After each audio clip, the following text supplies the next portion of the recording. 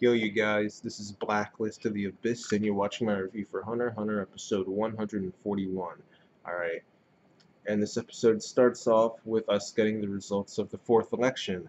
And finally, they ended up getting more than 95% participation. So I think it was around 97 or 97.5 or something like that, but they finally got above 95, so that means that. Oh, but they got over 95, but no one actually got the majority of the votes. So they still have to do another election, but this time they'll actually be able to cut back on the people you can vote for. So instead of voting for anybody, you have a set of 16 people that you have to vote for. Because that stipulation that getting put into effect saying, like, oh, well, with each election, if we don't get a majority, if someone doesn't get a majority of the vote, then we'll cut it down each time and limit the amount of people that can be voted on. That doesn't actually take effect until after you get 95% participation or higher. So, yeah, so the 16 people who can be voted on are Periston, Cheadle, Leorio, Botobai, yeah, Leorio, Botobai, Mizaistum, Morel, Sacho, or Sacho, Biscuit, Ging, and some other people who will probably appear later in the series, like Cutie Beauty. That was interesting. Yeah. That's an image that's not going to leave my mind very soon, and that's not a good thing. That is not a good thing. I'll tell you right now. Um, Never mind. I was about to talk about it for longer, but I'm just gonna move on, all right? Because the rest of the episode focuses on the Zoldyck storyline. Okay, Kahlua is in the car with the butlers and everything driving, and he gets a call from Illumi, all right? And Goto somehow, with like one sentence, like one or two sentences, gives Kahlua like an encyclopedia's worth of information. Like I don't know how he did that. I seriously don't know how he did that. All right, like well, some of it was how Silva wants to control Alka, and he's using Amane and Subone in order to try and find some hint in doing that.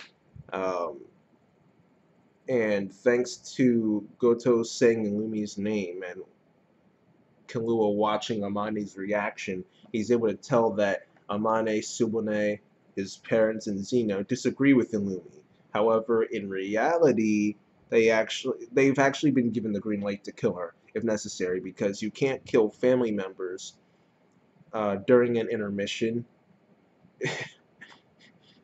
Intermission. That's funny. Um, it's like Guy's dad's name in Naruto might die. It's like do these guys think before they before they name things? Well, anyway, um, during an intermission, which is when the family members disagree about how something should be done, so they just go off and do it their own way. During an intermission, you can't kill a family member. However, Silva said not too long ago, don't consider Alka to be a member of the family. So that means that they have the green light to kill her during an intermission. All right. Um, and Amane herself says that their mission is to bring Kahlua back safely. All right. And they never mention anything about Alka, so that means they don't have to bring Alka back safely. All right.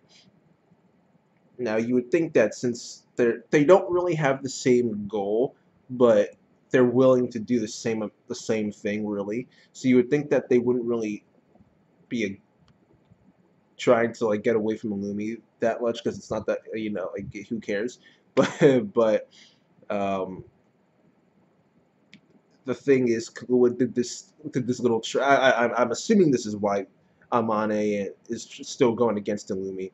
But Kahlua did this little thing where Illumi mentioned killing Kahlua in their phone call, and Kahlua mentioned specifically that part, "Kill me," So that I would assume that gave Amane the idea that Illumi is trying to kill Kahlua right now and not later on.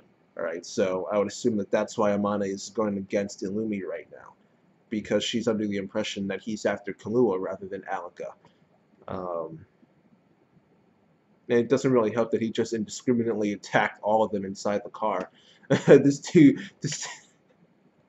this dude causes this crazy accident by controlling people and stuff. These freaking beams going through the cars going up walls, and crab going up cliffs, and yeah, that was crazy. That was crazy. All right.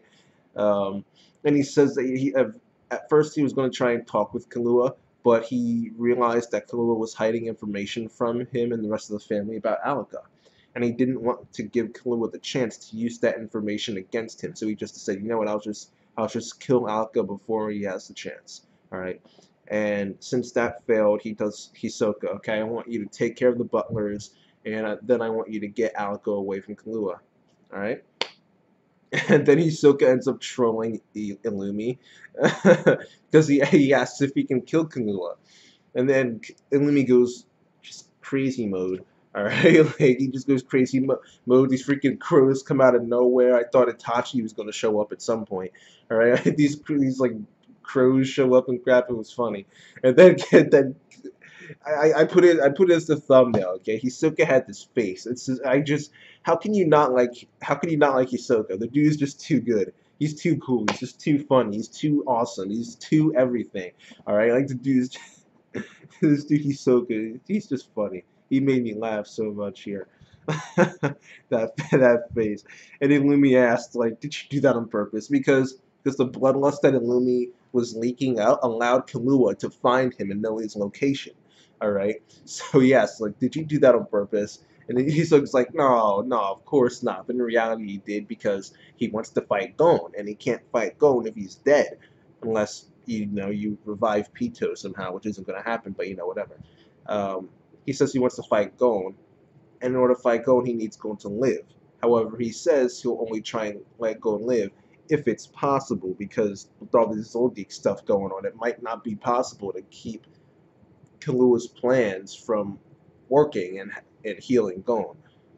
Um, and also it becomes obvious that Kahlua is going to try and do what Illumi said before and take on uh, the next request from Alka, so that no one else has to, and they're going to be crazy requests that he can't fulfill, and then everyone's going to die. It's going to turn into Final Destination, and it's going to turn out the way Attack on Titan was supposed to turn out before Hajime Isayama decided to change his mind because of popularity.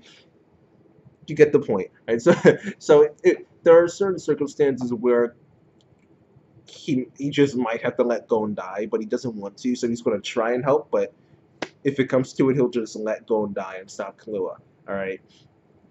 But once Kahlua finds Illumi, he goes rogue, and he uses Godspeed, and he gets away. Alright? And he ends up getting chased by Subane, who's as crazy as Kalua's mom, because oh man.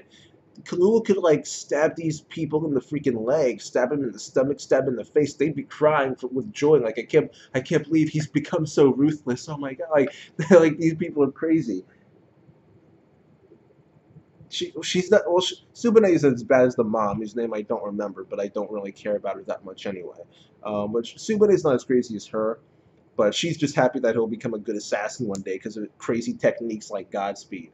All right. And Speed of Lightning. What was it called? No, I don't remember what it was called in Japanese. Don't worry about it. But apparently she doesn't like the mom that much, because she says she doesn't like Illumi and Miluki because, well, she didn't come out and say that, but she pretty much, like, I would assume she doesn't like, she said she pretty much doesn't like Illumi and Miluki because they resemble their mom. So I would assume she just doesn't care about those three. um, so maybe there's a story there. Maybe there was a story from, like, the beginning of the series that I missed because it was forever ago. Like, back when we first got to the Zoldyck estate area and stuff like that, and met the butlers and Goto Kanari and stuff like that, back in the beginning. Maybe he was mentioned, maybe there was something there, but that was so long ago I don't really remember. If so, just put it down in the comments section, even though I've been slacking in the comments section recently, and by recently I mean like months. But I will see your comment if you post it. It's just a matter of how long it'll take. But anyway, Subane goes after Kahlua. Goto makes a phone call to update people in the situation and try and get some vehicles for themselves. And before they can go after Kahlua, Hisoka shows up, alright? And Hisoka, cards, attacks them because he's supposed to take care of them. And Goto counters with the coins, and he sends Amane and Kanari away. I keep trying to do the Japanese, Kanari, but it's not going to work out very well. I don't want to say Canary though, because that's just like completely different pronunciation. Like it's just so completely different. Kanari. Now that sounds bad too. Whatever. I'll just whatever. All right. They get away. How about that? They get away.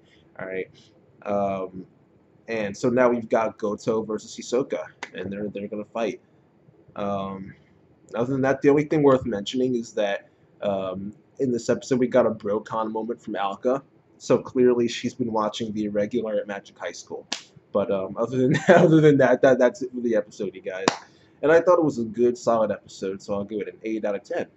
And that's that, you guys. Rate, comment, subscribe, and I'll see you guys next time.